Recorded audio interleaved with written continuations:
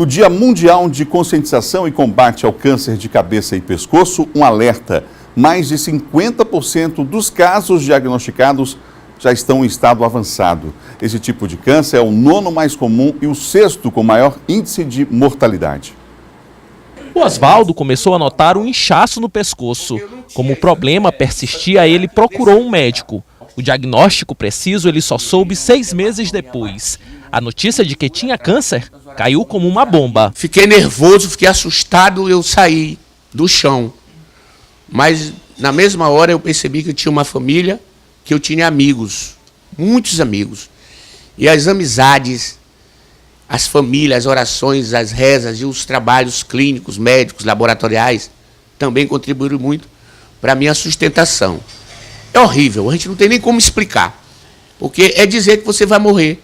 Foi o que eu recebi. Ele é o 9º tipo de câncer mais comum e é o 6º com a maior mortalidade, porque mais de 50% dos casos diagnosticados já são em estágios avançados, porque no começo ele tem sintomas inespecíficos, que podem remeter a uma gripe, uma faringite, uma rinite, e o que chama a atenção nesses casos é a persistência dos sintomas.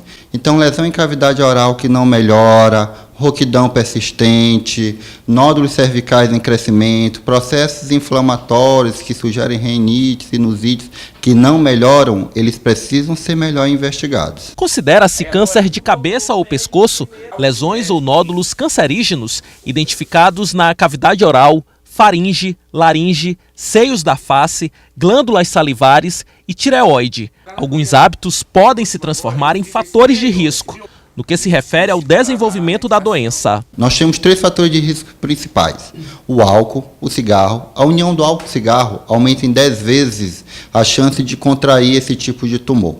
Além deles, o HPV, que é contraído através do sexo oral sem proteção, também aumenta a incidência nesse tipo de tumores. Depois de 39 sessões de radioterapia e 8 de quimioterapia e repetir uma bateria de exames, Osvaldo conseguiu eliminar as células cancerígenas.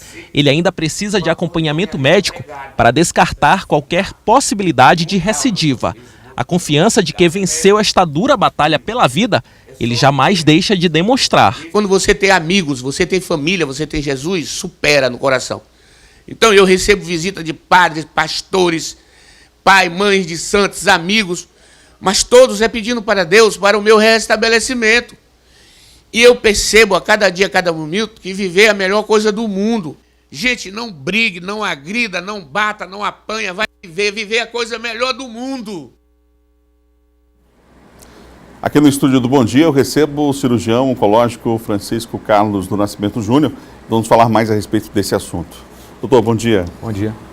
Essa é uma situação que, na área de saúde, né, existem alguns casos que muitas vezes a população não fica atenta, não é? E aí só em datas, a necessidade de datas como essa de hoje, para lembrar, para debater o tema, para discutir e trazer à tona, inclusive, informações para a sociedade. Por isso, datas como essa são tão importantes, não é? Exatamente. Essas datas, assim, elas estimulam a população, no determinado período do ano, a procurar ajuda. E assim, se você não tem uma coisa especial, uma data especial, eu acho que assim, mês do aniversário, aniversário de casamento, qualquer data mais evidente na sua vida, procura, pelo menos uma vez ao ano, procurar o médico, fazer o check-up, porque isso é que vai fazer a diferença no diagnóstico da maioria das doenças. Por que é tão difícil essa prevenção? É uma questão cultural mesmo? Exatamente. A população acha que não está sentindo nada demais, não tem nenhum sintoma importante, acaba postergando a ida ao médico e isso faz com que o diagnóstico das coisas seja sempre num estado mais avançado. Isso aí normalmente causa uma piora no diagnóstico e os tratamentos das patologias. Nesse tipo de câncer, ele é mais traiçoeiro ainda, ou seja, muitas vezes não há um sintoma aparente, evidente? Isso é muito importante nos tumores de cabeça e pescoço. Normalmente, 50% da população só vai fazer o diagnóstico com a doença mais avançada. Isso se dá justamente pelo silêncio que essa doença tem.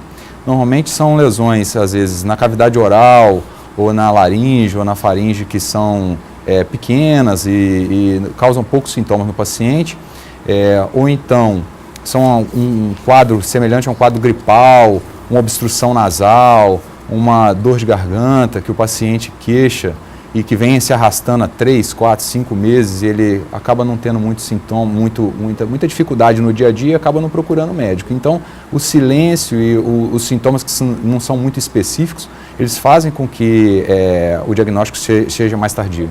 É verdade que hoje as pesquisas mostram, identificam problemas relacionados a jovens em relação a esse tipo de câncer, por conta, inclusive, muitas das vezes, do HPV? O HPV, na verdade, assim, os tumores de cabeça e pescoço, eles são os pilares para o desenvolvimento básico dele, né? As principais causas externas para o aparecimento deles. Então, é o HPV, né, que é o papiloma vírus humano, nós temos o tabaco e temos o cigarro e o álcool. Então, nos pacientes mais jovens, né, por conta do sexo desprotegido, isso está muito associado ao desenvolvimento dos tumores de cabeça e pescoço. É preciso que as famílias conversem mais a respeito do assunto. A gente viu na reportagem, inclusive, que o sexo oral sem proteção acaba sendo uma entrada para o vírus, né? Exatamente. Então, o HPV ele vai ter acesso à população através do sexo. Então, se não tiver a orientação em casa, não tiver a orientação do ginecologista, do urologista, que é feito o acompanhamento anual desses pacientes, né, a disseminação do vírus fica mais fácil e o desenvolvimento da doença fica mais propenso. Tem um dado que chama a atenção aqui, do câncer de boca e laringe hoje no Brasil. É o segundo mais recorrente entre homens, com 18 mil casos diagnosticados anualmente em nosso país, perdendo apenas para o câncer de próstata, ou seja, é um número elevado. Exatamente, e essa prevalência vem aumentando com o passar do tempo. Então, assim, é muito importante a prevenção, é muito importante você que está com algum sintoma que está perpetuando, já tem mais de 2, 3 semanas que uma lesão na sua boca não cicatriza, ou uma dificuldade para engolir, ou uma rouquidão. Se você tem esses sintomas, é muito importante que você procure o médico.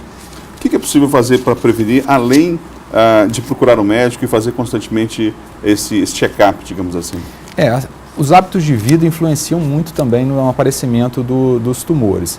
Então, primeira coisa, para evitar a disseminação do HPV, fazer o sexo oral, o sexo protegido, né? Com relação a estilo de vida, procurar ingerir alimentos frescos, vegetais, frutas que têm antioxidantes que ajudam a não ter, evoluir a doença desse jeito. Baixa ingesta de carne vermelha, principalmente carne defumada, né? Então, a carne vermelha, principalmente associada ao churrasco, junto com a fumaça, aquela fuligem, tem substâncias que promovem o desenvolvimento do câncer de boca. Então, assim, e hábitos de vida saudáveis, atividade física, isso tudo a gente observa que tem influenciado a não promoção dessas doenças. Como é que está a estrutura hoje do Estado para tratar essa doença como deveria? Em São Luís, hoje em dia, com relação ao SUS, né, as cirurgias hoje são feitas no Aldenora e no Hospital Geral. A radioterapia ela é feita exclusivamente no Aldenora Belo, né? Tem o sistema de quimioterapia também, os casos mais avançados, que são feitos também no Aldenora. Então, assim, o Estado tem poucos centros de tratamento, mas em uma população grande que a gente tem observado que tem aumentado. Então, assim, é bastante difícil o paciente tanto começar o tratamento quanto dar o seguimento nesse tratamento. Historicamente, ficamos aí com vários anos sem investimento nessa área, investimento público, uma população que cada vez cresce mais, então já se imagina o resultado disso. Exatamente. Muita gente para poucos centros, isso aí dificulta e acaba alargando, às vezes, o tratamento e dando repercussão no tratamento final desse paciente. O tratamento varia o tempo, né, de cada caso é um caso, mas, em geral, os pacientes vão até o final. Existem algumas situações de pacientes que começam o tratamento, inclusive na rede pública, mas muitas vezes interrompem esse tratamento. Como que se dá isso geralmente em relação a esse tipo de câncer? Normalmente, quando as lesões são mais iniciais, né, que normalmente é ressecado e tirada a lesão com cirurgia, normalmente o desfecho é mais tranquilo, porque às vezes não tem que complementar com quimio e radioterapia. Mas quando a gente tem que complementar o tratamento com a quimio e a rádio, isso às vezes acaba dificultando um pouco por conta dessa quantidade de centros pequena para tratamento complementar, né? Dr. Francisco Carlos Nascimento Júnior, obrigado pela entrevista aqui no Bom Dia, pelos esclarecimentos numa data tão importante quanto a de hoje, que é um alerta e que vale para o ano todo, claro. Exatamente, é assim.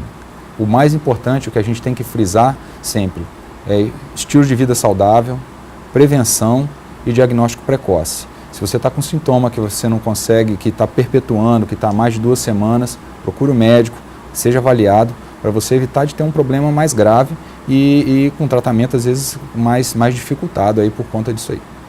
Obrigado mais uma vez. Obrigado.